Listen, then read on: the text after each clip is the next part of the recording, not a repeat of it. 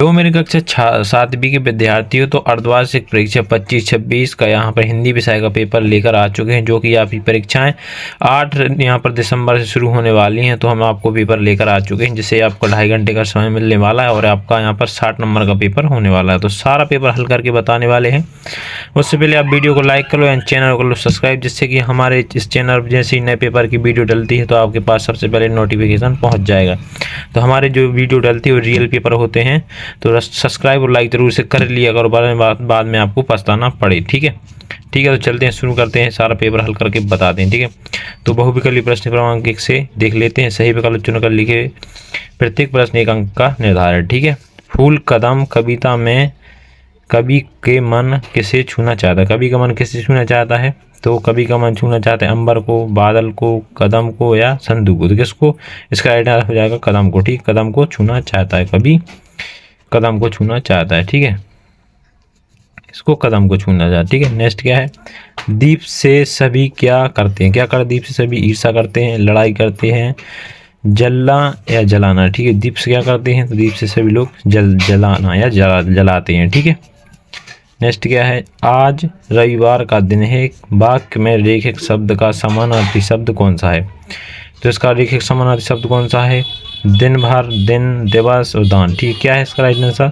तो इसका right answer हो जाएगा दिवस। ठीक है, हो जाएगा दिवस। ठीक है, नेक्स्ट का है उत्कर्ष शब्द, उत्कर्ष का विलोम शब्द क्या है? ठीक है, क्या है? पतन, गिरना, चोटी या ठहरना। क्या है इसका राइट आंसर? तो इसका राइट आंसर हो जाएगा यहाँ पर उत्कर्ष। ठीक है, उपकर्ष। ठीक है, इसका उपकर्ष हो जाएगा। यहाँ पर इसमें लिखा नहीं है तो आप उपकर्ष लिख लेना है। ठीक है, इसमें वो ऑप्शन नहीं दिया, मिस प्रिंट हो गया। ठीक है, नेक्स्ट क्या है? सारी भावना ऐसी मेरी सदा बिहार करूँगा। कैसा बिहार करूँगा? सच, माना, जाना, लाना। ठीक है, सदा अच्छा बिहार करूँगा, सच बिहार करूँगा। ठीक है, सच बिहार करूँगा। ठीक है, नेक्स्ट रिक्त स्थानों की पूर्ति कीजिए, प्रत्येक प्रश्न 6 से 10 अंक। ठीक है, रिक्त स्थानों की पूर्ति कीजिए, प्रत्येक प्रश्न के 1 अंक निर्धारित। ठीक है, धिन धिन धमक पंक्ति में खालिस्तान अलंकार कौन सा अलंकार है? इसका राइट आंसर क्या हो जाएगा? तो इसका हो जाएगा अनुप्रास अलंकार। कौन सा? अनुप्रास। ठीक है, कौन सा? अनुप्रास अलंकार है। ठीक है, कौन सा? अनुप्रास अलंकार। ठीक है, नेक्स्ट क्या है? अष्टांग योग का चौथा अंग है, कौन सा चौथा अंग है? तो होगा प्राणायाम। कौन सा? प्राणायाम। ठीक है, प्राणायाम। ठीक है, कौन सा? प्राणायाम। ठीक है, नेक्स्ट क्या है? दाया करने वाले व्यक्ति को खालिस्तान कहते हैं। क्या कहते हैं? धमधामू। क्या कहते हैं? धमधामू। दयालु क्या कहते हैं? दया करने वाले व्यक्ति को हम दयालु कहते हैं। क्या कहते हैं? दयालु। ठीक है, क्या कहते हैं? दयालु। ठीक है, पंख बना खालिस्तान मेघ बजी। तो कैसा मेघ बजता है? धमधमा। ठीक है, इसका क्या हो जाएगा? धमधमा। ठीक है, क्या हो जाएगा? धमधमा। ठीक है, भारत एक खोज बुक जो है वो जवाहरलाल नेहरू ने यहाँ पर उसके द्वारा लिखी थी। तो इसमें मिसप्रिंट हो गया यहाँ पर, और यहाँ पर आपको जवाहरलाल नेहरू नहीं लिखना था, पर यहाँ पर लिखा है। ठीक है, तो इसका ये खालिस्तान वो जवाहरलाल नेहरू है। ठीक है, अभी चलते हैं, नेक्स्ट देख लेते हैं अति लघु उत्तरीय प्रश्न, प्रश्न क्रमांक 11 से 16 तक। ठीक है, प्रत्येक लघु उत्तरीय प्रश्न देख लेते हैं। प्रश्न क्रमांक पहला, शाम के समय गंगा कैसी दिखाई देती है? ठीक है, एक क्वेश्चन दूसरा है दीन दुखी वाला, यहाँ पर बार क्वेश्चन नहीं, थोड़ा सा मिस प्रिंट हो गया था यहाँ पर। एक क्वेश्चन सिर्फ समय के शाम गंगा दिखाई देती है, इतना ही है। ठीक है, तो कैसी दिखाई देती है गंगा? तो इसका राइट आंसर अपन देख लेते हैं।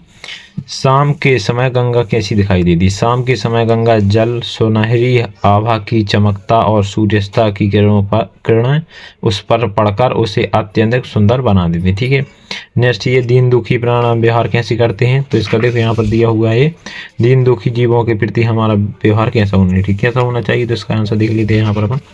दीन दुखी का हमारा व्यवहार कैसा होना चाहिए? उन्हें प्रति दया और संवेदना और साहस का भाव रखना चाहिए। कैसा? और हमारा व्यवहार संभव निर्मित और सहानुभूतिपूर्ण होना चाहिए, जिससे कि समाज में उनका सम्मान बन सके। ठीक है, अपना ये 11वां और 12वां का 13वां ज्ञान, दादी की घड़ी कहानी के अनुसार असली अलार्म घड़ी कौन है? तो कौन है असली अलार्म घड़ी? उसका भी देख लेते अपन। 13वां क्वेश्चन का आंसर, असली अलार्म घड़ी कौन सी है? दादी के अनुसार। तो यहाँ पर देख सकते हैं अपन 13वां क्वेश्चन, दादी की घड़ी कहानी के अनुसार असली घड़ी अलार्म घड़ी कहाँ का। दादी कहानी में दादी कहती है कि असली अलार्म इंसान का मन है, वह शब्द यादों को सीख कर संभाल कर रखता है। ठीक है, यहाँ पर 14वां क्वेश्चन देख लेते हैं। यहाँ पर अपना क्वेश्चन 14वां, गणसौर मध्य प्रदेश के किस क्षेत्र का लोक नृत्य, किस क्षेत्र का लोक नृत्य है यहाँ पर गणसौर। तो अपन इसका देख लेते हैं क्वेश्चन 14 का आंसर देख सकते हैं आप। मधुर गीत का संबंध किस क्षेत्र से है, वो है ब्रज क्षेत्र। ठीक है, ब्रज क्षेत्र। ठीक है, इसका गलत आंसर है यहाँ पर आपको गणसौर का, आपको यहाँ पर गणसौर यहाँ पर खोज लेना मोबाइल पर और देख लेना। ठीक है, नेक्स्ट क्या है, योग के 3 अति सूक्ष्म साधन कौन कौन से। तो योग के अति सूक्ष्म 3 साधन कौन कौन से हैं, क्वेश्चन नंबर 15 है। तो योग के यहाँ पर आप देख सकते हैं योग के 3, इसका योग के अति सूक्ष्म साधन प्रत्याहार, धारणा, ध्यान और समाधि है। ठीक है, समाधि है। ठीक है, ये साधन मन की इंद्रियों को हटाकर पूर्ण एकाग्र और आत्मशक्ति का अवस्था तक ले जाती है। ठीक है, यहाँ पर अपना 16वां क्वेश्चन देख लेते क्या है, निम्नलिखित शब्दों के तत्पुरुष समास लें। किसके, जल, पशु और पर्वत के आपको तत्पुरुष समास लिखने हैं। तो यहाँ पर अपना यहाँ पर 16वां क्वेश्चन है, निम्नलिखित शब्दों की तत्पुरुष। ठीक है, पर्वत का यहाँ पर परवल्त हो जाएगा, पुष्प का फूल हो जाएगा और परमाण का परवन और पराउन। ठीक है, यहाँ पर अब 17वां क्वेश्चन देख लेते हैं।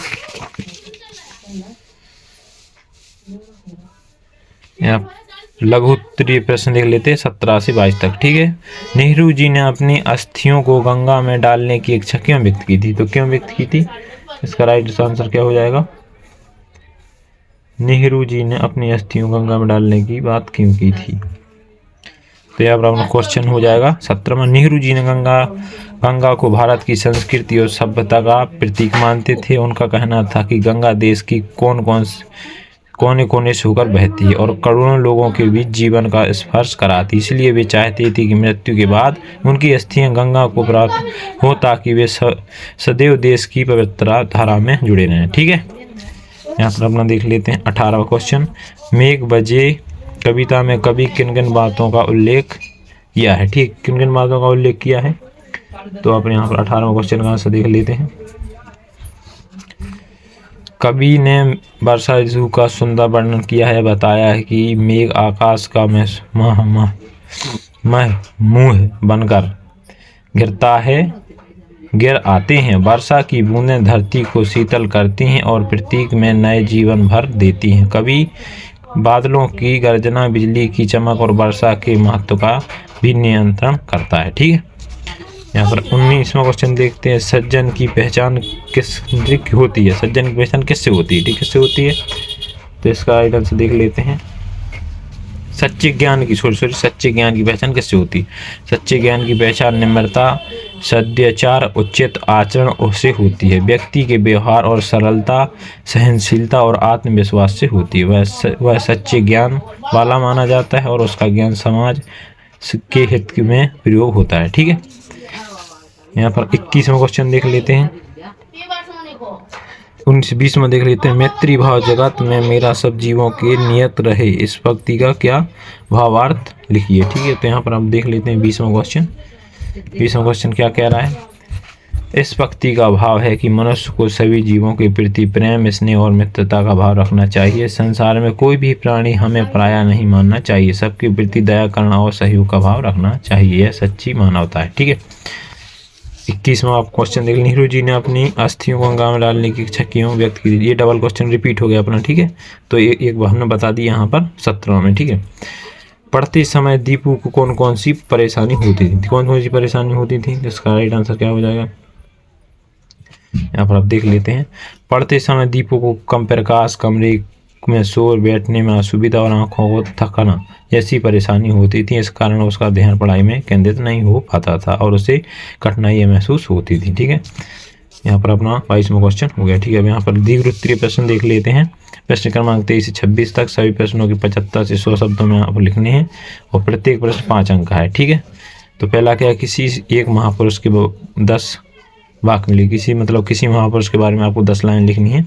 जैसे जवाहरलाल नेहरू के बारे में लिखनी है, महात्मा गांधी या भीम अम्बेडकर के बारे में आपको 10-10 यहाँ पर लाइन बना के जानी है। अच्छी गूगल से निकाल के बढ़िया से 10-10 लाइन लिखनी है कि हमारे नेता थे, इन्होंने ये किया, ऐसे थोड़ी बहुत लिख के इनके बारे में जाना है। ठीक है, नेक्स्ट क्या है 24वां, से मेरी कविता का मुख्य भाव अपने शब्दों में लिखिए। तो क्या इसका क्या हो जाएगा यहाँ पर 24वां क्वेश्चन का आंसर, से मेरी कविता का यहाँ पर कविता का मुख्य भाव लिखना है। ठीक है,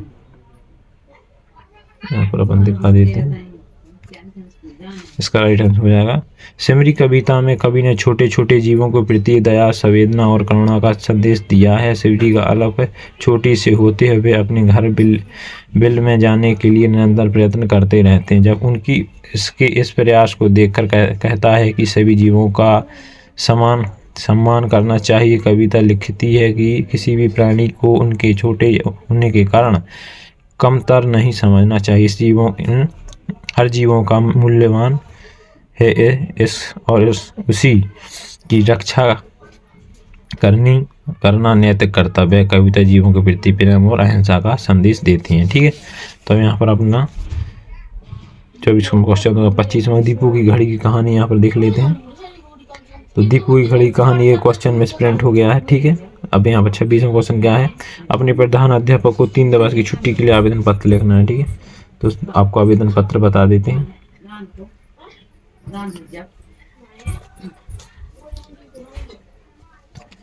तो यहाँ पर देख लेते हैं, सेवा में प्राचार्य महोदय विद्यालय का आपको नाम लिखना है, आप जिस भी स्कूल में पढ़ते हैं। ठीक है, और आपको विषय में लिखना है 3 दिन के अवकाश प्रमाण पत्र, और यहाँ पर लिखना है महोदय सामने निवेदन है कि मुझे पारिवारिक कारणों के दिनांक जिस तारीख से आपको यहाँ पर छुट्टी चाहिए उस तारीख यहाँ पर आपको डेट मेंशन करनी है, जिस तारीख तक चाहिए वो डेट मेंशन दिन तक आवश्यक अवकाश करें। ठीक है, घर आवश्यक कार्य होने के कारण मैं विद्यालय आने में असमर्थ नहीं होगा। ठीक है, कृपया मुझे 3 दिवस का अवकाश प्रदान करें, और आपका आज्ञाकारी शिष्य, फिर आपके यहाँ पर नाम डालना है, कक्षा और दिनांक डालना है। ठीक है, और आपका यहाँ पर एप्लीकेशन तैयार हो जाएगा। ठीक है, तो हमने यहाँ पर सारे क्वेश्चन आपको हल करा दिए हैं। तो अब वीडियो को लाइक और चैनल सब्सक्राइब जरूर से कर लेना, बाद में आप पछताना नहीं कि हमने पेपर नहीं देख पाया और हमारे इसमें सारा पेपर आ गया। ठीक है, इसलिए जितने भी हमारे पेपर आए तो सारे पेपर जरूर से देख के जाया करो। ठीक है, तो धन्यवाद, मिलते हैं नेक्स्ट वीडियो में।